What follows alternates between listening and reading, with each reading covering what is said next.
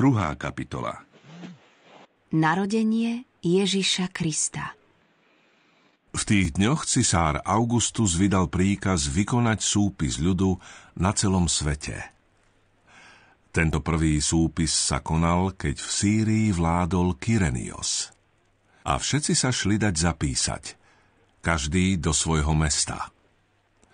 Vybral sa aj Jozef z galilejského mesta Nazareta do Judska, do Dávidovho mesta Betlehema, lebo pochádzal z domu a rodu Dávida, aby sa zapísal so svojou snúbenicou Máriou, ktorá bola v požehnanom stave. Kým sa tam zdržiavali, nadišiel čas jej pôrodu a porodila svojho prvorodeného syna. Zavinula ho do plienok a uložila do jasiel, lebo v útulku pre nich nebolo miesta. V tom kraji boli pastieri, ktorí v noci bdeli na poli a strážili svoje stádo. Zastal pri nich Pánov anjel a ožiarila ich Pánova sláva. Zmocnil sa ich veľký strach. Ale anjel im povedal: Nebojte sa, zvestujem vám veľkú radosť, ktorá bude radosťou pre všetkých ľudí. Lebo v Dávidovom meste sa vám dnes narodil Spasiteľ, Kristus Pán. Toto vám bude znamením.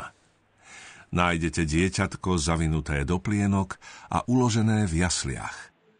Odrazu sa za anjelom zjavilo množstvo nebeských zástupov, ktoré chválili Boha a volali: Sláva Bohu na výsostiach a na zemi pokoj ľuďom, ktorých on miluje. Len čo sa anjeli vrátili do neba, pastieri sa rozhodli: Poďme teda do Betlehema a pozrime, čo sa tam stalo, čo nám oznámil Pán. Poponáhľali sa a našli Máriu, Jozefa a dieťatko uložené v jasliach. Keď to uvideli, vyrozprávali, čo im bolo povedané o tomto dieťati. Všetci, čo to počuli, čudovali sa tomu, čo im rozprávali pastieri. Ale Mária si všetky tie slová zachovala vo svojom srdci a premýšľala o nich. Pastieri sa potom vrátili, oslavovali a chválili Boha za všetko, čo počuli a videli, ako im bolo povedané. Keď uplynulo 8 dní a bolo ho treba obrezať, dali mu meno Ježiš, ktorým ho anjel nazval skôr, ako bol počatý v matkinom lone. Predstavenie Ježiša v chráme. Keď uplynuli dni ich očisťovania podľa Mojžišovho zákona, odniesli ho do Jeruzalema, aby ho predstavili Pánovi. Lebo Pánov zákon predpisuje, že každý mužský potomok, ktorý otvára materské lono, má byť zasvetený Pánovi. A aby obetovali pár hrdličiek alebo 2 holúbky, ako káže Pánov zákon. V Jeruzaleme vtedy žil človek menom Simeon. Bol to človek spravodlivý a zbožný. Očakával potechu Izraela a Duch Svätý bol s ním. Duch Svätý mu zjavil, že nezomrie, kým neuvidí Pánovho Mesiáša. Z vnuknutia ducha prišiel do chrámu.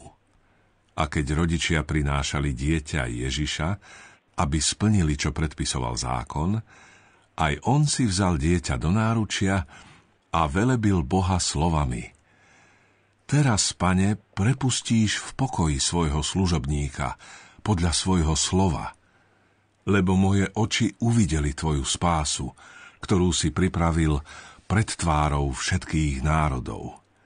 Svetlo na zjavenie pre pohanov a slávu pre tvoj ľud Izrael. Jeho otec i matka žasli nad tým, čo sa o ňom hovorilo. Simeon ich požehnal a jeho matke Márii povedal: Hľa, tento je určený mnohým v Izraeli na pád a na povstanie i na znamenie, ktorému budú odporovať.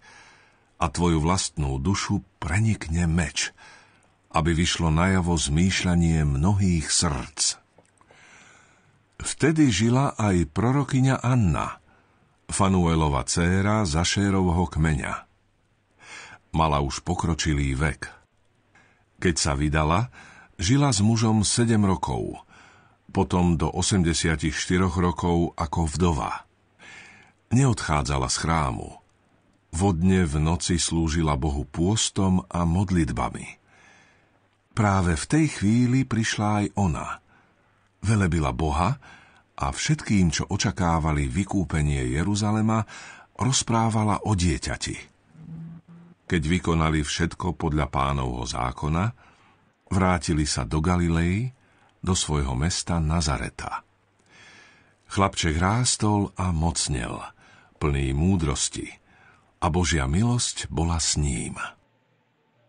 Chlapec Ježiš v chráme. Jeho rodičia každoročne putovali do Jeruzalema na veľkonočné sviatky. Keď mal 12 rokov, tiež sa ta vybrali na sviatky, ako bývalo zvykom. Po skončení sviatočných dní, keď sa vracali domov, chlapec Ježiš zostal v Jeruzaleme a jeho rodičia o tom nevedeli. Keďže sa domnievali, že je niekde v skupine pútnikov, prešli deň cesty, potom ho hľadali medzi príbuznými a známymi. Keď ho nenašli, vrátili sa do Jeruzalema a hľadali ho tam. Po 3 dňoch ho našli v chráme, ako sedí medzi učiteľmi, počúva ich a vypytuje sa. Všetci, čo ho počúvali, boli ohromení jeho rozumnosťou a odpoveďami. Keď ho zbadali, strpli od úžasu. A jeho matka mu povedala: Dieťa moje, čo si nám to urobilo? Pozri, tvoj otec a ja sme ťa s úzkosťou hľadali. On im odpovedal: Ako to, že ste ma hľadali? Či ste nevedeli, že sa mám zaoberať tým, čo patrí môjmu otcovi?